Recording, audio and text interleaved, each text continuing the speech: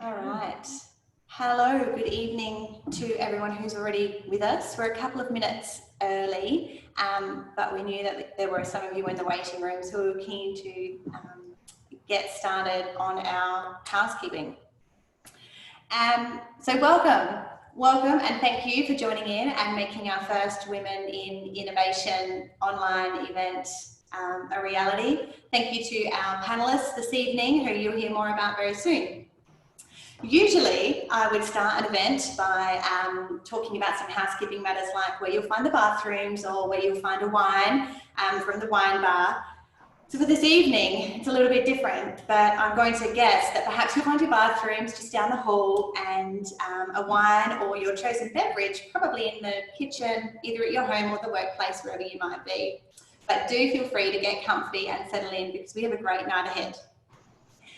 This session is being recorded and it will be circulated following the webinar for all of you watching, and for quite a number who have been unable to join us live this evening, but who have indicated they'd love to watch us later. Depending on the device you're on, you should be able to look in the top right-hand corner of your screen for the option to flick between speaker view or gallery group view. We love gallery view because you'll see all of the panellists like you would at a live event, but just go with what your device allows. Throughout the evening, we will run a few polls. These may not be visible for everyone due to technology, being what technology is sometimes. So we will also read these polls out aloud and we'll post them in chat, and we'll post the answers in chat. So, which leads us to the fact that this is our first one. So please be patient with us this evening. We have our fingers crossed that the technology gremlins will stay away from us tonight, that no screens will freeze, but should something go astray or feel clumsy, we do ask for your patience and forgiveness, and we'll work through it. Please, this is an interactive webinar by way of chat, so we really encourage you to post your questions in chat on the right-hand side. We'll also have some of our team behind the scenes posting a few little prompter thoughts to get you chatting. We won't be unmuting anyone through this session, but we will make sure we've got people behind the scenes who will feed your questions through to me to ask our wonderful panellists during the session and at the end. If you're online right now on multiple devices, like we know so many of us who can multitask are, please feel free to tag us in your comments or in screen grabs using the hashtag WinnovationSA, and also obviously tagging us would be great. I'd like to introduce the tech team behind the scenes. We have Cindy Flower, who is visible in the top corner here from Women in Innovation.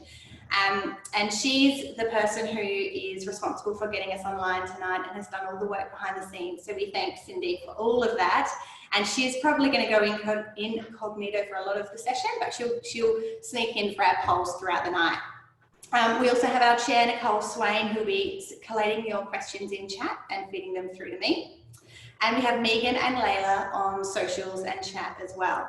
And I'm Haley, former journalist and current Hughes PR social and digital media consultant. And I'm also proud to be a board member of Women in Innovation SA.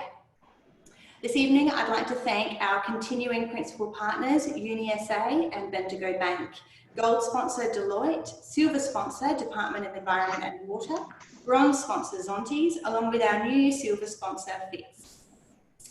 So now we'll do our first poll to get a little bit of a feel for who's online with us tonight and to understand what industry you're from. Cindy, I'll throw to you for this one. Thanks for that. Yes, so this is our first poll, so I hope it works. We just want to hear a little bit about who's online and what industry you're in. You should see it on your screen now. As Haley mentioned, not everyone may be able to see it due to the device that they're using. So for those that can't see it, please just make a comment in the chat box. The options that we have for industry are agriculture, education, research, government, not-for-profit, defence, legal, space, manufacturing, or other. And if you're another, can you please put in the chat room what the other industry is? I'll keep it open for about a minute and a half, and then I'll close it, and I'll actually post the results in the chat room so as I don't interrupt the flow of the conversation. Thanks, guys. Thank you, Cindy. And I can already see a few comments coming in, which is really great. We've got Michelle Prack, I'm with you. We're choosing other with PR. We've got wine education and sales, government research, robotics and deep tech, environmental science, property, water utilities. It's great. The list is coming in thick and fast. So this is excellent. So look, our first Women in Innovation event was set to be a sellout. On the topic of sustainability, with a sensational lineup of speakers, a pop-up stall selling eco-friendly goods, another incredible food according to Brie cocktail food setup, all coupled with plenty of amazing wine and champagne thanks to our friends at Zonti's. And then the coronavirus pandemic happened.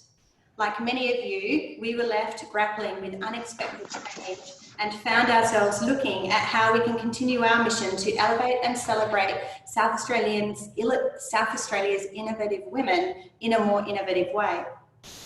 Deciding on a topic for our first webinar was actually quite easy in the end. We've been inspired by the researchers right around the world uniting and connecting through new technologies and for a common purpose, to find a cure for coronavirus. And closer to home, we've been inspired by the stories of the individuals and businesses that are, to use the popular term, pivoting to a new world and incredibly quickly. They're finding business opportunity through adversity, which brings me to our panellists this evening. Alison is the founder of nationally awarded and internationally recognised application CareApp.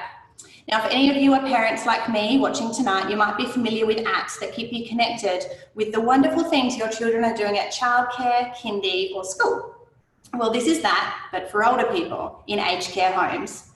As a market-led innovation, Alison developed and launched CareApp in March 2018. It was a great innovation then and would become a necessity 2 years later as aged care homes across Australia were locked down.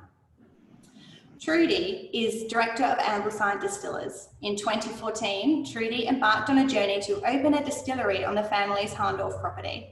3 years later, the doors to Ambleside Distillers opened, launching the family business into a burgeoning Australian spirit producers market. The goal was to share the spirit-making experience in a purpose-built tasting bar where visitors could come in to meet the distillers, enjoy their spirits and cocktails, share locally sourced food, and take in the relaxing Adelaide Hills property views. In just over 2 years, Ambleside Distillers doubled its production targets, was producing award-winning gins, and employed more than 10 staff.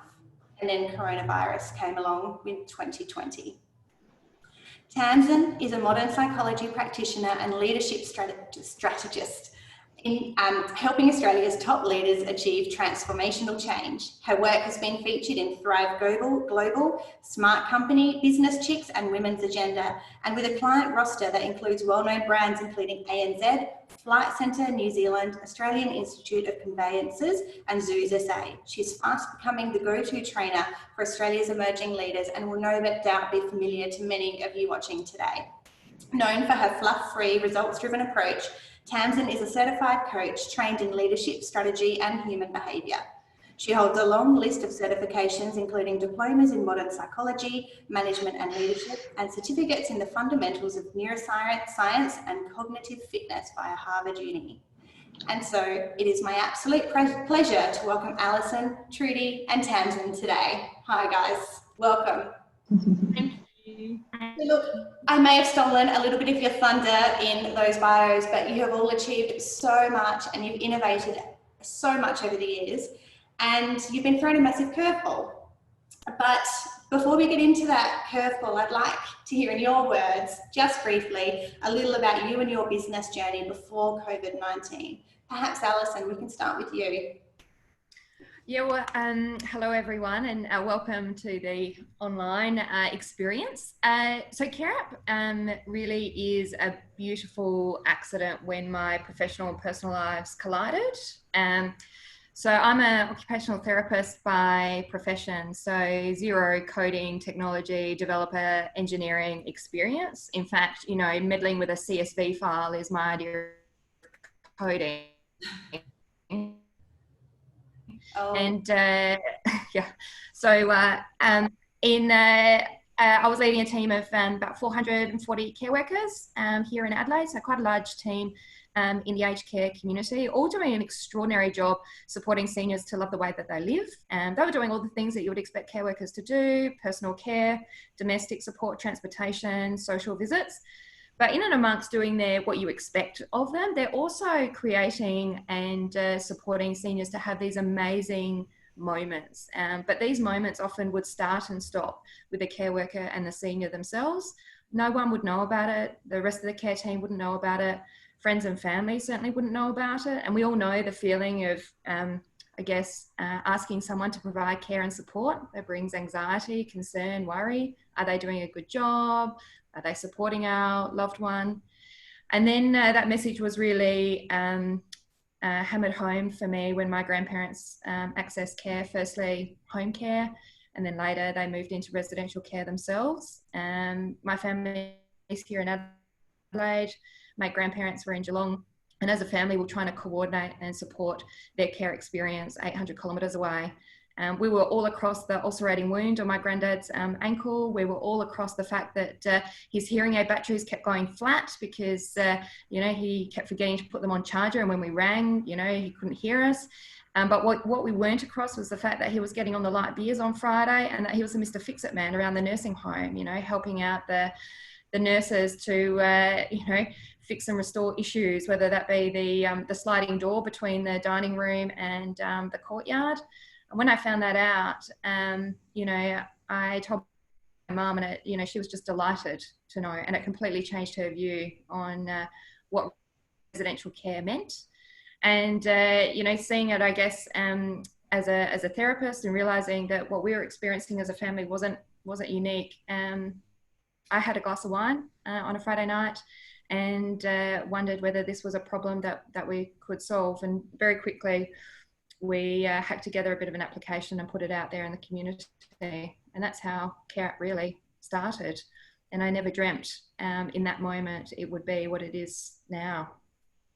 You make it sound easy, Alison, but I know we're going to ask a little more about that later on, and we'll flesh out exactly how you go from an idea to a reality as well.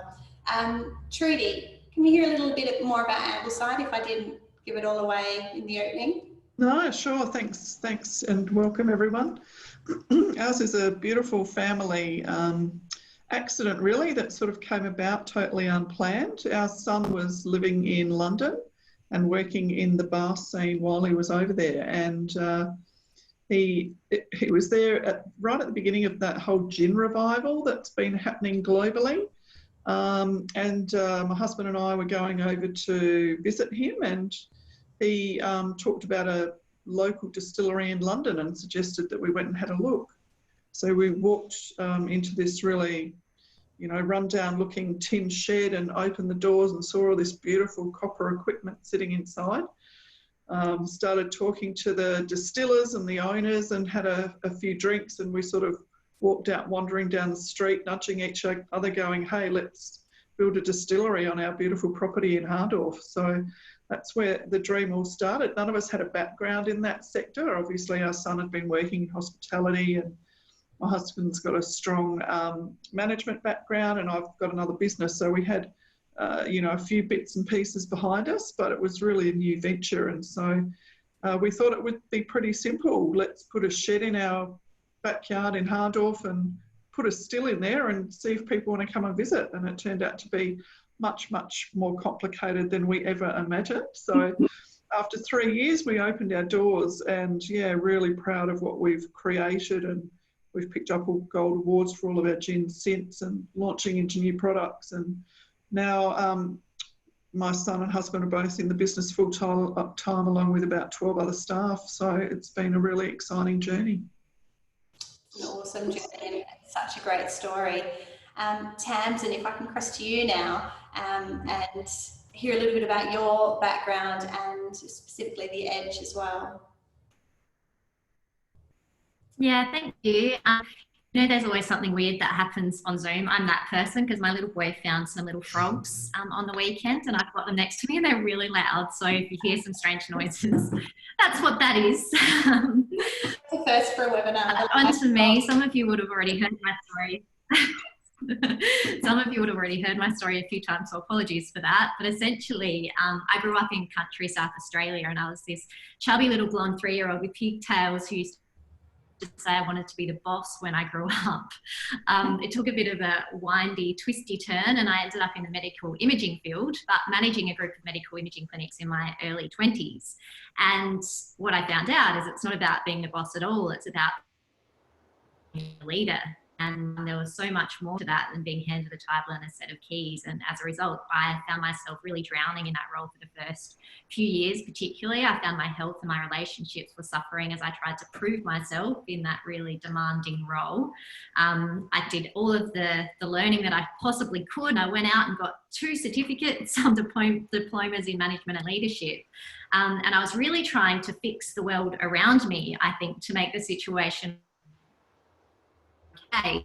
What I came to realise was that that wasn't really what needed to happen, and I needed to understand myself and why I react in the way that I do and why I do the things that I do firstly, and then really took a deep dive into human behaviour and why people do the things that they do and get the best out of them. And as a result of that, 8 years later, cutting out a bit there, sorry. I created this Women in Leadership program called Lead ID, which basically put all of my learnings together into a program to help people to thrive in an environment where they may be merely just surviving.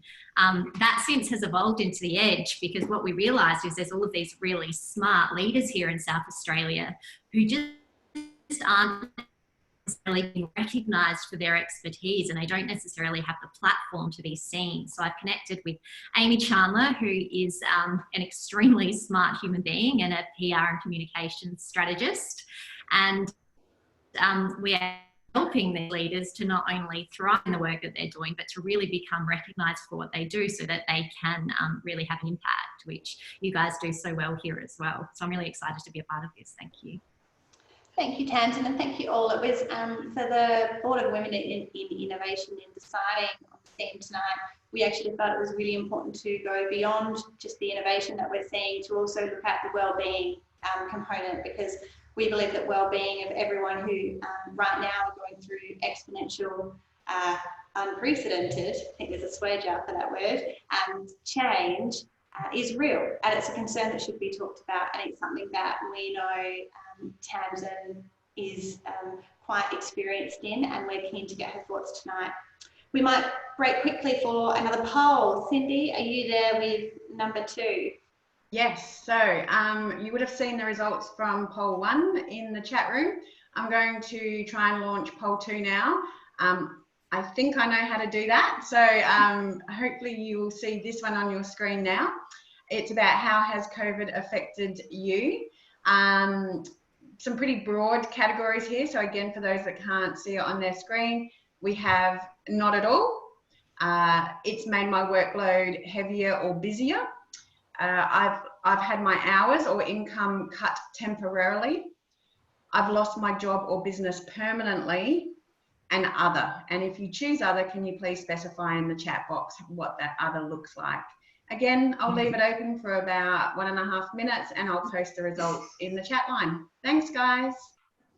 Thank you, Cindy. And I know that the answers to that are going to be different for everyone, so we really look forward to hearing how it's been. Part of our charter is about connecting our women as well, and this is one way that we're trying to connect with you and get a feel for where you're at right now and how we can fill some gaps for you moving forward too. So that whole kind of leads us into the first theme for this evening, which is the impact of COVID on the businesses that our panellists run this evening, and specifically how they found opportunity and adjustment to change through this time. So we've been really inspired by the stories of many businesses in South Australia, and the world who are finding renewed purpose through this unprecedented change. If I can start with Trudy, can you tell us about the impact that COVID has had on Ambleside? I know you've had to close down your cellar door and it's not able to be reopened yet, but at the same time, I know that you've also gone into some new business, ventured into some new business through this time too. So can you tell us a little about that? Absolutely. So, yeah, we started off, I guess, having some of those 4 metre spacings spacing restrictions put in place for the business. So there was a little bit of a downturn prior to the total closure of bars, etc. We're still open for bottle sales and takeaway sales. So, you know, that's been nice to have a little bit of that sort of customer interface happening. But our type of business is very much driven by socials and online, and we're already established in terms of our online sale marketplace. So really, we've seen probably a quadrupling of sales through our online shop. So that's been a really fantastic side effect, I guess, from COVID. People have been reaching out. We've been staying in touch with regular posts through social media, and just trying to keep that sort of customer engagement happening. Yeah, so obviously massive impact on the tasting bar, which meant that we had to stand most of our casual staff down, which was really difficult at first. And then the JobKeeper package came in, which has been really great, and most of our casuals are earning more money than they were, so they're quite happy at the moment. And they're coming in and doing some odd work for us when, you know, when we need that.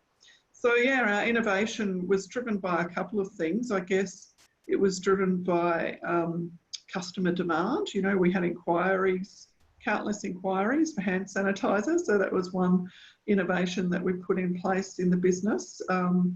We also wanted to do something to support our customers, our wholesale customers. So the bars in Adelaide, who we have great relationships with and who we supply, are shut completely and no opportunity for revenues. So we approached them really quickly to collaborate on a project, and we've created a whole range of pre-batch cocktails with them, and so all of the profits are going back to those bars.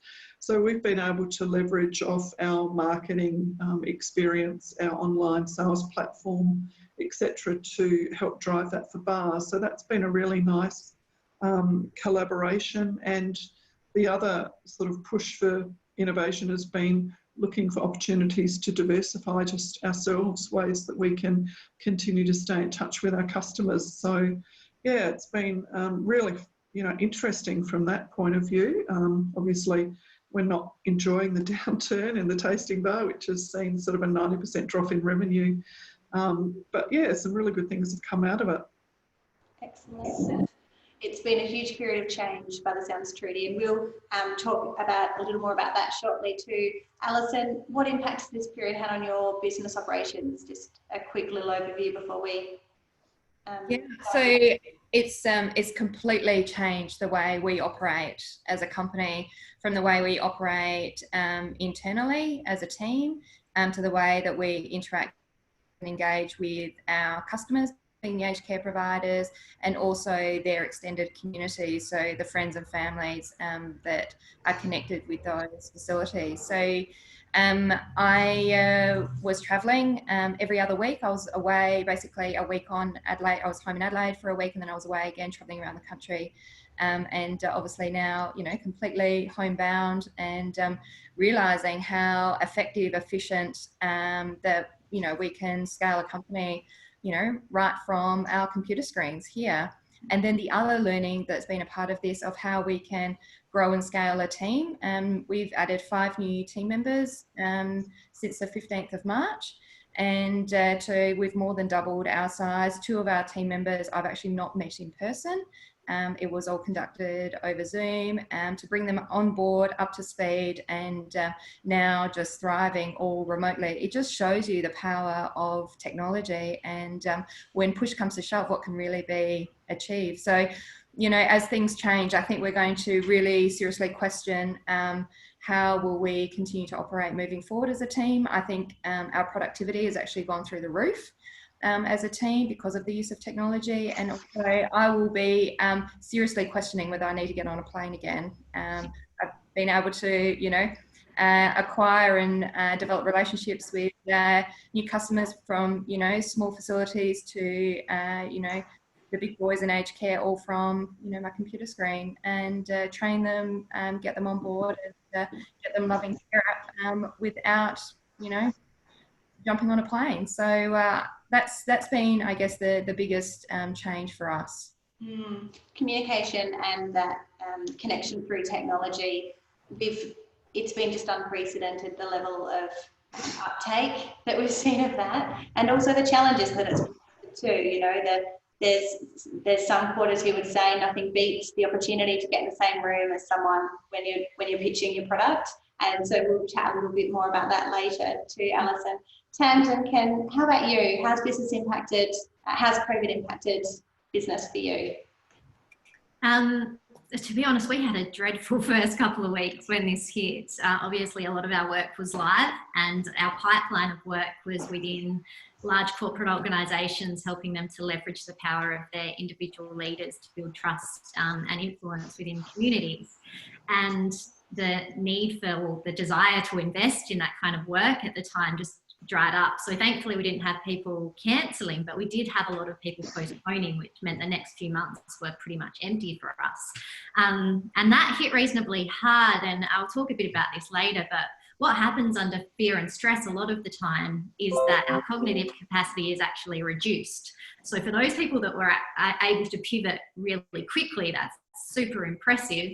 For those of you who've been feeling shell-shocked and stuck and like they're frozen, that's very normal. And that's kind of what we did for a little while. And then very quickly realised, hang on a minute, we might not be thinking about our external communication so much, but we've got some pretty interesting and big conversations to be having with our people. And leaders were making some big decisions. They were spending a lot of time thinking about what are we going to do here, and are we going to need to stand people down? The way that they communicate those messages was really essential, and that's kind of where our work pivoted to, and ended up, you know, we fared not so badly, but yeah, it's been quite the ride. Quite the ride indeed. And the ride is changing. You know, you think you're sort of settled where you are, and then something else happens. On the daily. It is a really uncertain climate, which I think in your experience, Tamsin, you'd know can have an impact positively and negatively on many South Australians and Australians right now. So really keen on your insight through tonight. Alison, talking about CareApp, how quickly have you had to build capacity? There's been more demand for CareApp through this time from aged care homes. What changes and challenges has that presented at a time when you are working from home and you can't get into those aged care homes? Yeah, so we had a really interesting experience that on the 15th of March, I was actually sitting at the Fringe, and I was in the Garden of Unearthly Delights it was a Sunday afternoon, having some wine and chatting to a colleague just from the startup ecosystem. And CareApp has always been one of those companies where we act local but think global. And last year I spent quite a bit of time in the States to really understand global markets, which was part of what made me decide to narrow in and focus on nursing homes as a point of entry, really, with aged care. And I was continuing that and watching COVID unfold overseas. And I'm not sure if you remember, the 15th of March, you know, COVID hadn't really hit Australia at that point. It was just starting to happen, right? But you just saw the absolute trauma and destruction it was causing overseas. And it really felt like it was only going to be a matter of time before it would really, you know, hit our borders here. And I thought, as a startup, I have two options here. I can go hard or I can go home. There is not a snowflake's chance in hell that an aged care provider was going to take my call when they're madly trying to, you know, keep their residents safe during this period of time. So we made the decision to call our little CareApp family in on a Sunday evening. We all went into the office at Stone and Chalk at about 7:30, 8 o'clock on a Sunday night on March the 15th. And we stayed there till 1 o'clock in the morning, sort of strategizing what we were going to do. And we made the decision that we would make CareApp for free for every single aged care provider in the country. And that was a pretty big, you know, bold move for, you know, a startup that, you know, is heavily reliant on cash flow and really still trying to prove out a business model. And but we thought that it was a really good opportunity to show that we're not just a technology solution, but we are right there in their corner. We've really got them during this difficult time. And I was really thrilled that they embraced the intent of what we were doing. And the only thing was that the response was something that we couldn't have ever dreamt or planned for. And it meant the following week, we were in the office 18 hours a day, scrambling to work out how to execute on what was now in front of us. So it was an extraordinary period, and the only way we got through was literally just all of us rolling up our sleeves. There was no such thing as, you know, that's not my role, that's not what I do. You know, we all rolled up our sleeves to make it happen. First and foremost, knowing and supporting the aged care provider through this period, and that was before sort of lockdowns actually happened. So it was an extraordinary sort of period. We madly recruited. We undertook that in, you know, some probably unique ways that we wouldn't have otherwise done. So in the recruitment process, we put a call out on the socials. The only way that we were interested in hearing from people was by responding to 4 questions on our website. No CVs, no cover letters. It literally was that you had to answer these 4 questions, and we screened everyone based on that, shortlisted, and then went through a very, very tight recruitment process. And we've, you know, ended up with 2 absolute rock stars on it. The premise being that these people needed to have outstanding communication skills in the roles that they had, and we wanted to work out how quickly and efficiently people could communicate. So, you know, it really tested us in the way that we would go about recruitment, tested us in the way that we would onboard our staff, and we're still learning as we go. One of the things that people in my team would attest to is I've had to really let go, and sometimes I've had to really wrestle things off me. We're still in the process of getting me off training all of our new users, because I still like to meet all of our new people, and we're knocking on the door of 150,000 now, so we have grown exponentially over this period. So yeah, it's been a wild ride, and the only way we've been able to get through it is by, you know, the collaboration and teamwork of our family. The other interesting thing, and a side note, is with this, oh gosh, I've gone orange. With this new online, we've not had one missed Friday night drinks. Everyone rolls up to Friday night drinks now, and it is super cool. Because we no longer have the dramas of where the kids are and school pickups and all the rest of it. Everyone's jumping online, and it's actually building a really lovely culture within the team at the end of the day. I love so much about that, Alison, and I think you've had an incredible few months, and it's a testament to you. We know as an previous alumni that you're a hard worker and you've worked hard to get CareApp to where it is, and impressive that you've chosen to roll with this and to make the most out of it as well, and to offer it for free as well. And the CVs for, you know, answering 4 questions, I think that's great, and it's getting the type of people that obviously matter to you. And I'm sure Tamsin's mind is going a million miles an hour hearing about the change that you've navigated, and the way that you've handled that too is really interesting. You talk about the communication with aged care homes through this time, and also with your team working remotely. Setting them up remotely if they weren't already, and we know many of us have been through this in the last month or more. How important has your communication been with clients and your staff, your team, through this time? Well, I think it's everything, you know. I think for people to feel reassured, for people to feel informed, and to feel that, you know, you are being looked after during this really difficult time, whether, like I said to our team, right, I said our job at CareApp is to make, you know, the aged care providers, for them to feel like, you know, we've got them, right? We talk about, you know, being more than, you know, an app or a technology partner or another solution inside their facility, but an extension of their comms team, right? And they're really embracing that. And then I've said to my team, my job is for you to feel like I've got you, right? I've got their back during this. And like we had a little bit of a hiccup last week with one of the staff, and there was nothing that we didn't do to like make, you know, that person feel reassured and okay, and the fact that it's happened before and it will probably happen again, you know, and it was incredibly, you know, reassuring for them. You know, I think communication at the end of the day is the heartbeat of any good company, whether that be internally or whether that be with your customers. With technology, you've got, you know, an amazing raft of tools to that you can leverage. I mean, CareApp, of course, is like a comms in aged care, but internally we live on Slack, whether that be, you know, jumping on the phone on Slack, or whether we're just communicating in one of our channels. And I feel like I've never been across more what's happening in CareApp, because I can see there's visibility of the communication that's happening. But I also cannot stress the power of picking up the phone and having a conversation.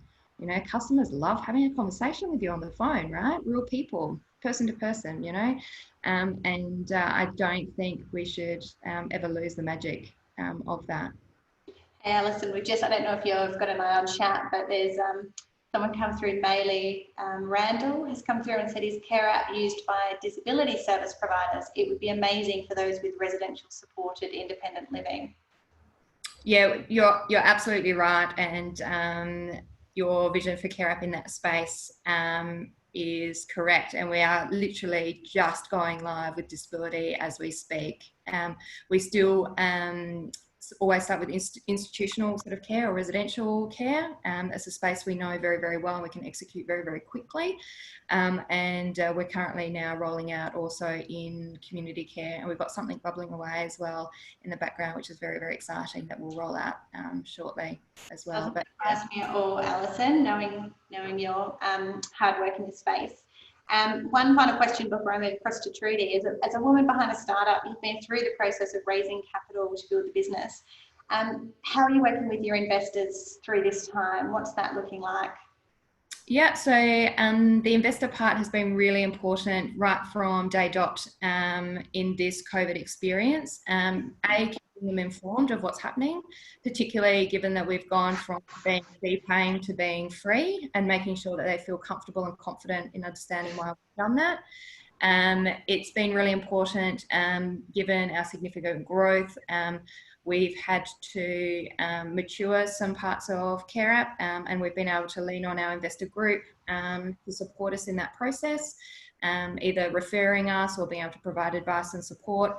And that's the beautiful thing about angels and angel money, is like the money or cash component is one thing, but the expertise that they bring to the table as well, you know, is incredibly invaluable, and it's almost hard to put a price on that. So the investors have been a component of just, you know, keeping them informed and up to date and reassured that you know, their investment is in safe hands. Secondly, you know, leaning on those that can help us during this time to help continue to progress and grow the company. Thank you, Alison. We could talk for hours with you. Unfortunately, we don't have hours. I am going to ask Trudy now. Can you talk us through the change you've gone through at Ambleside in a really short space of time to meet market demand, and also a little bit about the communication you touched on earlier, you know, messaging through social media, and that your community has been really supportive. I'd love to hear a little bit about how that's gone. Sure. Yeah, well, the things that we've innovated around have been quite different. Some of the innovations we've put in place have really been extensions of what we're already offering. And so, you know, there hasn't had to have been a lot of resources input, and those decisions have been quite quick and easy to implement. But, you know, then there's the other extreme, like the hand sanitizer, for example, that is quite technical, a lot of red tape around working with, you know, legislative requirements and licensing bodies, and then trying to get, you know, the hardest thing has been getting the supplies, really. The demand for bottles across Australia has skyrocketed, and so it's getting sort of different supplies. It's been the big challenge there. Yeah, so that's been really interesting learning, but it's nice to have different things to be able to put to our customers, and our communications, just because of the nature of our business, are really around, as I said earlier, our socials. And so being able to, you know, have different offerings that sort of draw attention and, you know, meet needs as well, sort of hit that demand, have been really, really nice to have those during this time. So a bit of diversity, bit of innovation, having that ability to talk to your customers about different things and not the same messaging all the time has been really good. Yeah, so that red tape space really has been largest piece of work for us around compliance. And some of the government bodies, etc., have been really flexible themselves and pivoted really quickly. So, we have massive compliance with the ATO around the movement of alcohol, and they've been really helpful with that, with licensing things like the cocktail or the pre-batch cocktails that we are making with the bars, for example. The tax on those, even though we already pay tax on the alcohol that we produce, if we put it in a different bottle, we have to pay tax again. And so, on a little tiny bottle of cocktail, you're looking at $4 or $5 of excise tax, and that's taking profits away from the bars. So we've managed to get, the tax office put that on hold until the end of June. So lots of government bodies have been really supportive through this space as well, and customers obviously have been really supportive, and it just shows the great spirit of people in not just South Australia, but we've found it right across Australia, of people wanting to support those small businesses and look to buy local. So that movement is strong, still going strong across Australia, which is great to see. And that was a movement that certainly kick-started the year following the bushfires, was to shop local, book them out, and everyone was so keen to do that bit, to head to the hills, to do that road trip, to fill that esky. And then COVID happened and we were locked out of that, and you, as the people who needed that, were left to your own devices ultimately. So a challenging experience and a challenging start to the year that I can't imagine how you've managed. But where you turned your attention to hand sanitizer, and I know that a number of gin distillers turned to this, at what point did you come to the decision that it was probably something fairly viable and that you could do? Because I wouldn't know where to start. How did you figure it out? Yeah, it's a lot of research. The industry had a bit of information that they shared with us, but you're often left to your own devices for these sorts of things, and it's just about finding who to ask the right questions to and following that chain, that information chain, ticking all your boxes, making sure that you're covering all your risk management processes and all your licensing and compliance requirements. Then the other side of that obviously is the financial side. So, that had a couple of considerations. It's, we actually don't really make much money from the hand sanitizer.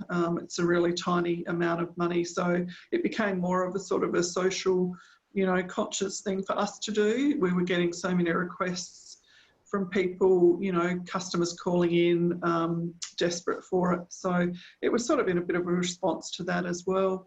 And same with the pre-batch cocktails, we're really not making any money from that. It's really all about trying to support other people. And, we've got the capacity to do that at the moment. We're obviously not running the bar.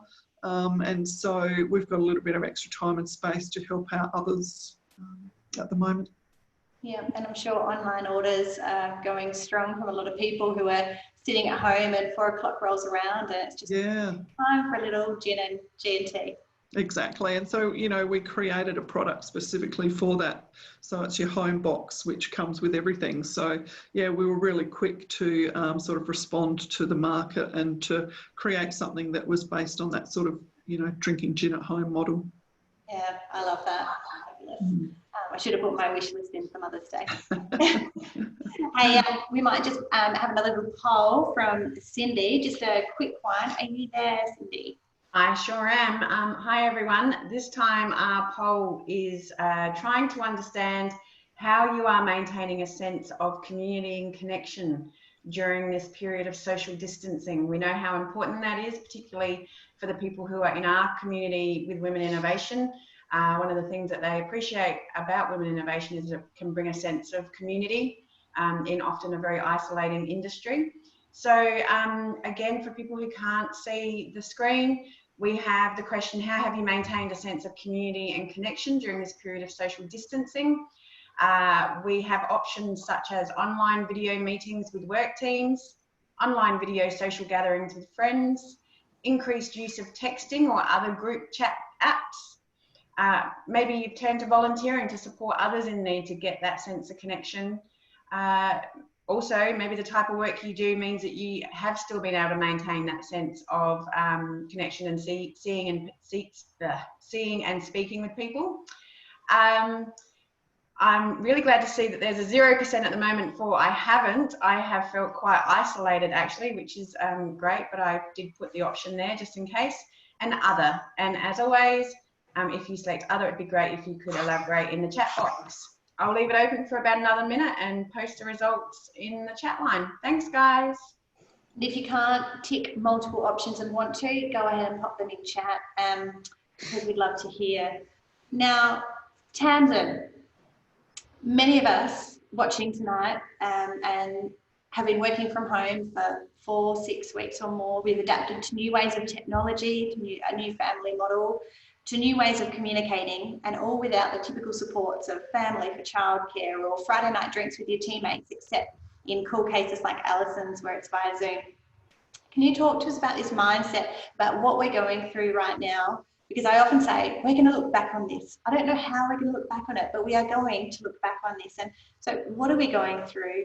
And can you talk to us a little bit about the mindset of adaptation and, you know, is it change, disruption or opportunity? And I'd love your insight in this space.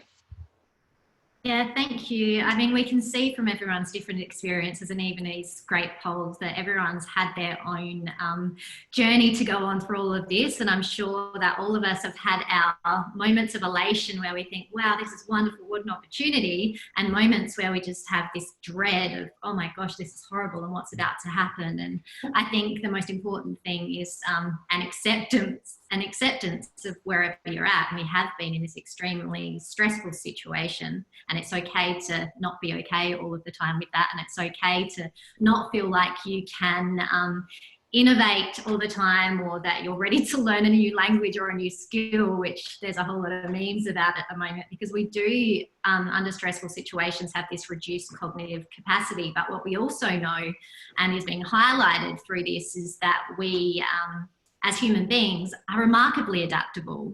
Our brains are not only capable of changing, but they're changing all the time. We have these 100 billion neurons in our brains that are wiring and firing and pruning, taking into account the situation around us all of the time, even as we speak right now. So we are really adaptable. The way in which we adapt, and whether that's essentially, as we see it, positive or negative, depends on what we are focusing on, I guess, in any given moment. And you'll notice when you're feeling in a positive mindset, you're probably focusing toward the good and the meaning and the purpose and what good might come of it. And when you're feeling kind of down in the dumps, you might notice people who are digging deep into the why is this happening and the blame and whose fault is this and what decision should have been made instead. Then we might be more in a negative mindset. So I think it's always interesting to me, because the approach I take to my work is obviously to do a lot of research, but then to kind of apply the research or see the research applied and then share it with others. But at the moment we're so in the thick of it that is really difficult to do. So what I've been doing is leaning a lot on some of the people of the past, and particularly in the areas of philosophy and, you know, going through other experiences, you know, like this or worse, like wars. I've been looking particularly into the work of Viktor Frankl. He's written a book called Man's Search for Meaning. He's an Austrian psychologist or psychiatrist, I think, and he was an Auschwitz survivor, so he had a really interesting perspective. And essentially what he is writing about is that the people who survived the concentration camps and these really horrible experiences were the people who found meaning and connection and purpose and a reason for holding on. And what I love about all of these wonderful stories about innovation is that's what we're seeing, right? We're seeing people with this really intense purpose and this need to help others. That's really helping them to thrive and get out the other side of this in a really good position. So that's quite lovely. It is. And tell us a little bit from your knowledge, why is it that we see some people thriving in situations of crisis, and how can someone who perhaps struggles to naturally have that kick in, you know, learn that or practice that skill? I mean, we've seen Alison and Trudy tonight, and we've learnt from the incredible tactics they've applied over the last month. Where does that come from? Apart from awesomeness. For some people, it's well, for everyone really. The way that we react to situations is developed as we kind of emerge through our lives and have experiences needing to draw on this resilience and the need to innovate. So if we're in a job, say, if we're a pilot and we're consistently needing to be switched on and adapting to the world around us and changing and innovating, then maybe when we're faced with these situations, we're used to it and we can then address the situation and innovate in the way that we need to. So there can just be this innate developed skill to be able to tackle this in this particular way. But in saying that, that doesn't mean that you can't now develop it. So if we were wanting to develop the skills for that, or if we're thinking I'm in a pretty bad place at the moment, I need to dig myself out of it, then perhaps you could start using that Viktor Frankl approach and start thinking about, well, if I were to choose to make this mean something positive, what might that be?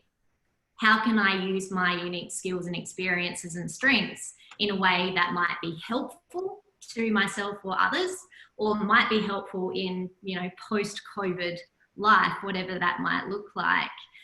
There's a German philosopher called Nietzsche who he basically, his message is all about having a radical acceptance of reality, essentially, and embracing the struggle. So choosing to grow through the struggle, to actively go through the struggle, because we know that, you know, a diamond is created from pressure, right? So how we weather that pressure and how we sit through that pressure really means how we come out the other side.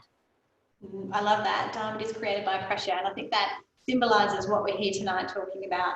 Hey, one more thing, Tamsin, and I know this is a bit of a passion point for you and it's a shared passion point with me, has been watching the communication of Jacinda Ardern over the Tasman in New Zealand and Dr. Nicole Spurrier closer to home here in South Australia. We've watched these two women divided by a Tasman sea, but just reach into our hearts and our homes through this period, through, you know, I've loved the consistency of their messaging and the realness of, you know, owning the fact that Dr. Nicole doesn't know anything about AFL, or owning the fact that Jacinda is at home like everyone else in her track pants doing a selfie video to camera. I know you've had some thoughts about this. Talk to us about that. So during this period, we don't need leaders who are there telling us how good they are, or telling us that there's nothing to see here, everything's going to be okay. What we're really searching for is a leader to connect with, a leader to go through this with. And I think that that's what these, particularly women in leadership, are really shining with now. We're seeing that need for the authenticity, for the connection, for the realness, that we can think, you're going through this just like me, and I trust that and I connect with that. And we need that connection right now. So things like Jacinda popping on to do a live Q&A on Facebook with her audience, you know, in her trackies after putting her little one to bed, that's very comforting for those of us who have literally just done the same thing. Like, this woman understands me and she's in charge of a country and she's going to do the right thing by us to help get us through. So we've been really enjoying following this leadership communication and seeing all of these techniques and these kind of new power values of not needing someone to tell us that everything is going to be okay, sharing with us even if they don't have all the answers, and allowing us to really be part of that. That transparency has been really refreshing and extremely helpful. I agree. I think, you know, that's again something we're going to look back on and apply some learnings from the future. Moving, if we can, on to post-COVID, you know, recovery, what that looks like for you, for your business, and a, you know, new normal, as we hear it coined. Alison and Trudy, what do you see happening in the future when, you know, we can open doors, when there is a vaccine, or maybe before there's a vaccine? Does business go back to how it was pre-COVID, or will your business operate a little differently? Perhaps starting with you, Trudy. Sure. Well, the distillery is very much a face-to-face customer business. So, you know, I imagine we're going to be dictated to you know, and have health requirements for a while. So we'll have to adjust our business model around that. But yeah, ultimately, not much will change in terms of running a bar. It's been really, you know, useful for us to look at our sort of written policies and practices through this process. We've had pretty good systems in place, but we've refined a few of them, and having those really good systems in place has meant that we can adapt really quickly around, you know, for example, cleaning procedures and what they'll look like into the future. So yeah, online will continue to grow, and we'll continue to stay in touch with customers that way. But in terms of the tasting bar operation, I think ultimately, well, we hope ultimately we will go back to being booked out the way it used to be. So I've got another business as well that is very office based, and that business model will completely change. We're cutting our floor space in half. We're changing a lot of the face-to-face interactions to being on video. We've been talking about paperless offices for 20 years, and this has really forced us to push that into place. So we've really stepped up that environmental awareness around, we virtually don't print anymore. Everyone's enjoying working at home, so most of our staff will continue to work from home in the long term, and there's just so many benefits out of that. So yeah, I mean, we're just sort of looking at the positives, and apart from, you know, the financial losses and the human toll that it's taken, there's some really fantastic positives that are coming out of it. There is. Before I ask you, Alison, I will just ask our audience that if you do have any questions for our panellists, please post them in chat now. We're running dangerously close to the end of our time because there has been so much to talk about. So on that note, Alison, what does business look like for you over the coming months? The answer is a little bit, I don't know. At this point in time, what I do know for certain is it won't look like what it did. And I don't mean that in, you know, sort of size and scope of CareApp as a company, but very much the way which we operated, like I said at the beginning, as a team, and certainly the way we interacted and engaged with our customers will absolutely change for sure. And the market that we're working in has absolutely changed, and the hand has been forced to adopt technology where they were otherwise a little bit reluctant to, putting up all sorts of reasons and barriers as to why now was not the right time, and their hand has now been forced a little to accept the role of technology moving forward. So, you know, as a company, we won't look the same, and the way in which we interact and engage with our customers won't look the same, and our industry absolutely will not look the same either. So we are absolutely, as a company, trying to work out what's going to be the new norm, and I don't know yet. But the thing I do know, running a startup and then sort of, you know, transitioning into this kind of scale up period, is you never know, right? So one of the skills is always being able to adapt and evolve as an organisation, as a team, and I hope we can continue to do that moving forward. I'm sure you will. Tamsin, just to close off, we know that we're talking about some really positive things tonight, but we also know that there are, you know, many hundreds, thousands of people who have lost jobs or been forced to take leave or to rapidly adapt to new ways of working that are maybe a bit uncomfortable. As we move towards recovery, have you got any thoughts about the ways that businesses might support their employees through this transition back to a new normal?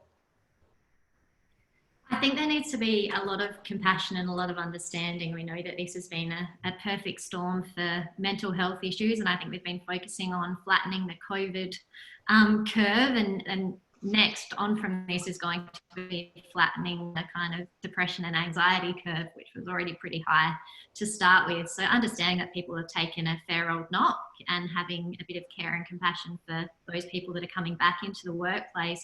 But also I think if the clients that I was working with were given this opportunity before to say, hey, what if we were to just hit pause on your life for a little while? Would you take me up on that offer? And they actually probably would have said yes. So I think this is an opportunity for us to really have a look at what we're letting back on our plates, what's essential, and how are we allowing people to operate from this you know, productivity, focus on what they're getting done, output, rather than the hours that they're working. And maybe this is the time to really shift into that way of thinking. So do we need everybody in the office from 8 until 7:30? Or if we can just trust that they're going to go and get the job done, can we just let them get the job done in the way that they want to, that fits in with their life? I think that's a really nice opportunity for business owners and individuals to start looking at. It is, and I think that's a really nice way to finish this evening. There was actually a lot more we could have asked and had hoped to ask this evening, but we had just so much wonderful content from all of you this evening. Your stories are incredible. So that does bring us to the end of this evening's webinar on South Australian businesses innovating through COVID-19. And these are just 3 of many businesses doing incredible things across this state. And there are many stories and many people we could have invited to be a part of this evening. And it was my great privilege that it was Alison, Tamsin and Trudy tonight. So thank you 3 for sharing your experience, your insight, your wisdom. You've been incredible to listen to, and we could have spoken for so much longer. From myself to the board members who are working behind the scenes, so to Cindy, Nicole, Megan, Layla and the entire board, thank you for your work behind the scenes this evening, keeping chat going, posting on socials, letting people know that we are here, we care, and you know, events like tonight are about showing the positive things being done by women in our community. To our audience, I have been watching our chat going bonkers. It's been so wonderful to see. It's, you know, it's really strange as an MC to not see you right now and to not see how you're responding to our conversations. But your engagement in this chat has been a good indication to us that hopefully this event has been really good for you. So thank you for joining in, for being a part of our first Women in Innovation online event, the first of many. Keep an eye on your emails, because you will receive an evaluation form which we really encourage you to fill out to help us learn from and to improve our events moving forward. We're also undertaking some market research to support our strategic planning, so you may receive a survey just for some more thoughts about some of the topics that matter to you and the opportunities that we can fill for you. In the meantime, we'll also give you the links to connect with our speakers online, and so go ahead and do that. Thank you, and see you at the next event, and at 6 p.m. Bye everyone. Thank you.